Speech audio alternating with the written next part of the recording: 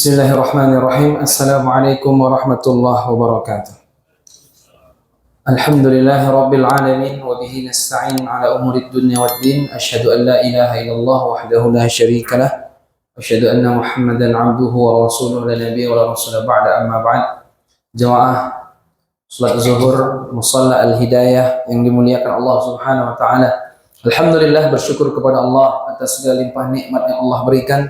Salawat dan salam semoga tercurah kepada baginda Rasulullah Muhammad sallallahu alaihi wasallam. Pada pertemuan ini kita akan lanjutkan pembahasan seputar tentang masalah adab, yaitu pembahasan kita pada siang ini adalah perbuatan yang diharamkan.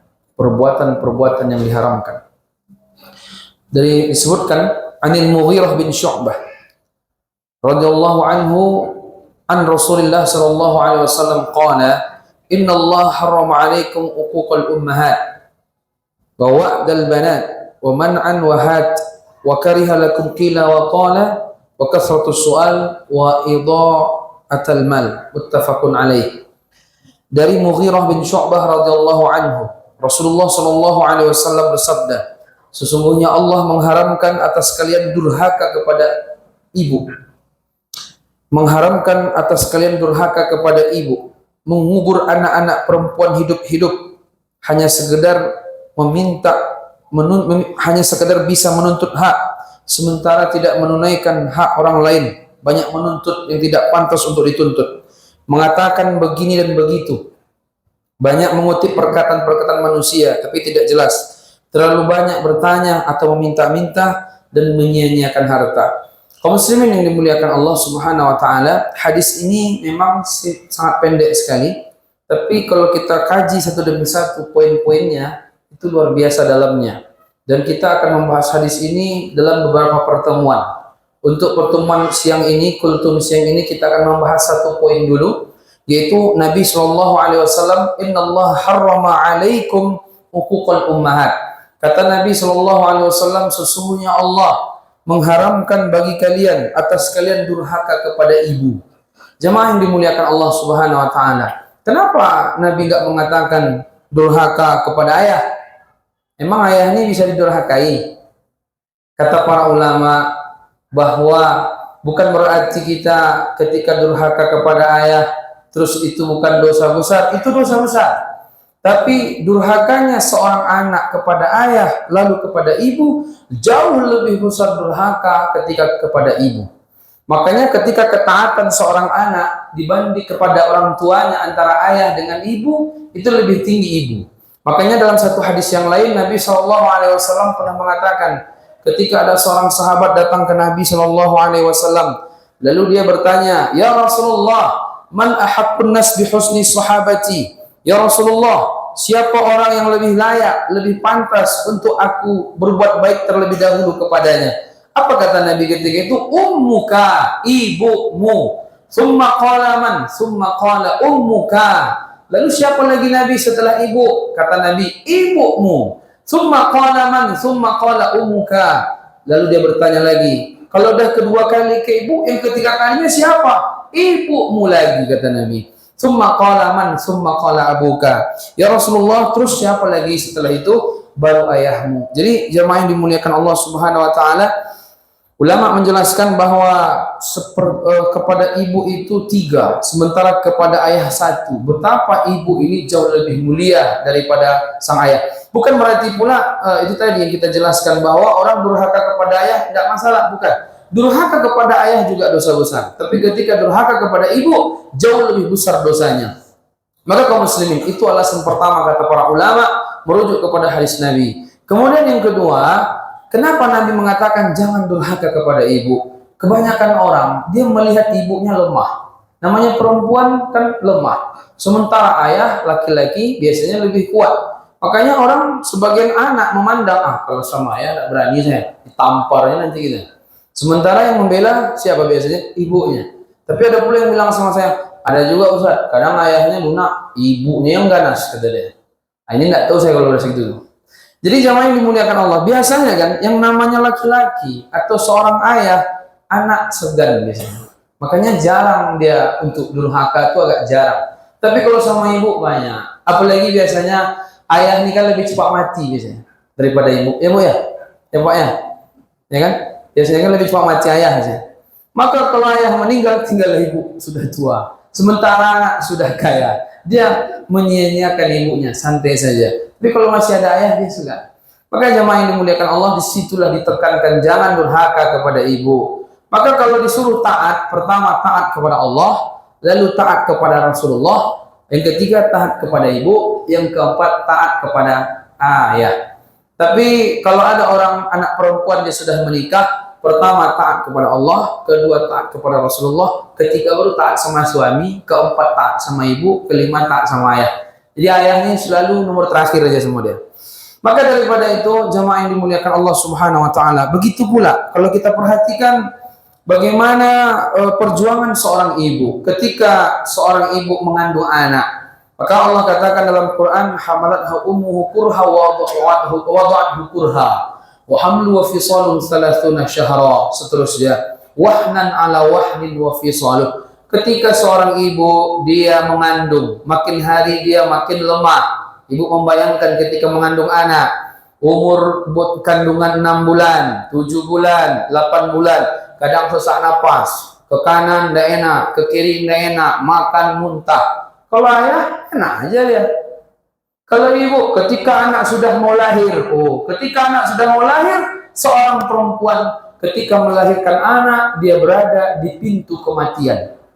Makanya sampai Nabi mengatakan kalau ada seorang perempuan dia melahirkan, lalu dia meninggal ketika itu, maka dia akan mati syahid. Seketika itu sampai begitunya Islam. Rasulullah mengabarkan kepada umatnya, kalau ada perempuan dia melahirkan lalu dia meninggal, maka dia mati syahid, Allah masukkan dia ke surga. Maka daripada itu begitu berat perjuangan seorang ibu, sampailah dia melahirkan, selamat dia dari kematian. Setelah itu dia pun mengasuh anak tadi selama 2 tahun, dia susui, kemana sana bawa juga, pergi belanja digendong juga. Kalau ayah menggendong sebentar sakit namanya, sementara ibu siang malam menggendong tidak pernah sakit. Kenapa? Karena kasih sayangnya mengalahkan keletihannya. Makanya anak-anak itu dia lebih banyak kepada ibu. Kenapa? Karena ibu kasih sayangnya sangat kuat. Kalau ayah kurang kasih sayangnya. Maka daripada itu jemaah yang dimuliakan Allah Subhanahu wa taala, bagaimanapun dia terima. Kalau ada seorang ibu punya anak 5 orang, kalau punya anak 7 orang, kalau punya anak 10 orang, dia bisa mengayomi. Tapi kalau anak 10 orang, belum tentu mampu mengayomi seorang ibu. Betul Bu? Betul apa betul? Ini kajian kultum nih nggak bisa terlalu komunikatif sekali.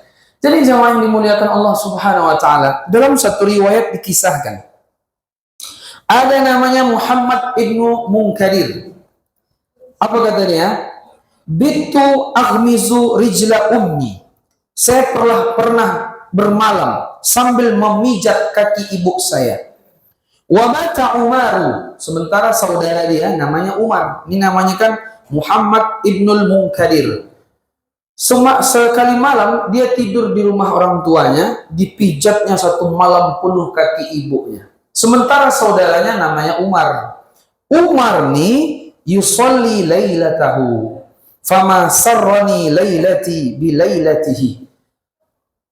Muhammad ibnul Munkadir semalaman dipijatnya kaki ibunya. Sementara saudara dia Umar semalaman dia sholat tahajud. Apa kata dia? Saya tidak mau dipindah pahala saya memijat ibu saya dikasih ke Umar, pahala Umar 1 malam penuh tahajud dipindah ke saya tidak mau.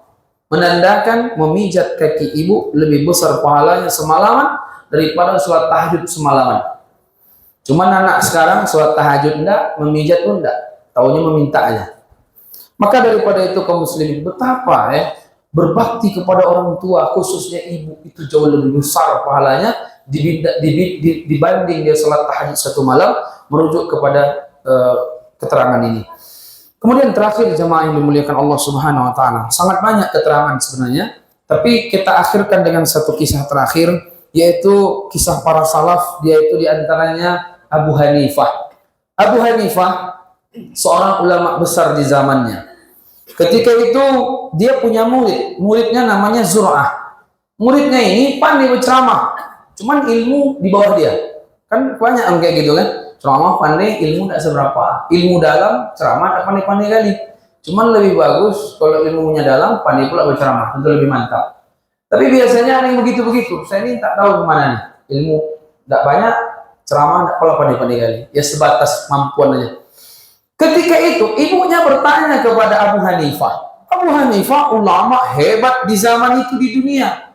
Ditanya sama ibunya, dijawab sama Abu Hanifah. Tapi ibunya tidak mau. Kata Abu Hanifah, A, B, C, Bu. Tidak ada, tidak mau saya.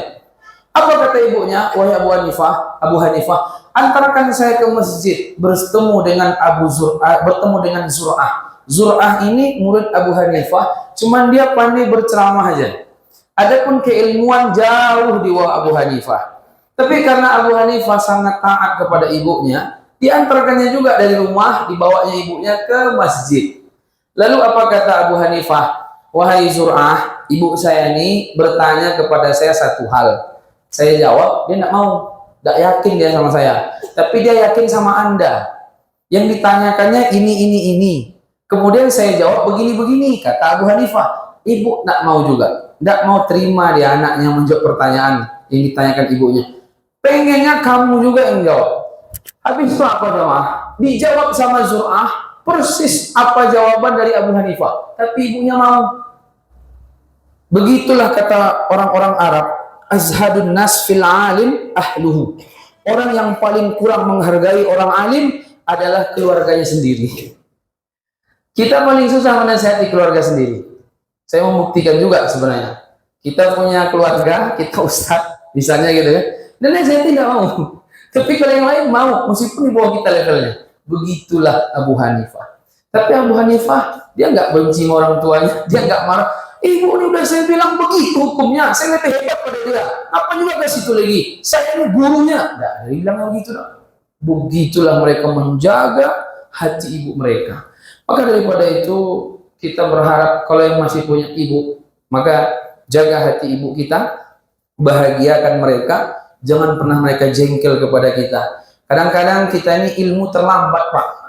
Orang tua sudah meninggal, tapi ilmu terlambat datang. Maka orang kalau ingin ada keberkahan dalam rumah tangga, dalam hidupnya, jaga-jaga hati ibu kita. Makanya ada ulama mengatakan, kalau ada seorang istri, urusannya tidak selesai-selesai, coba tanya keriduan suaminya kepadanya.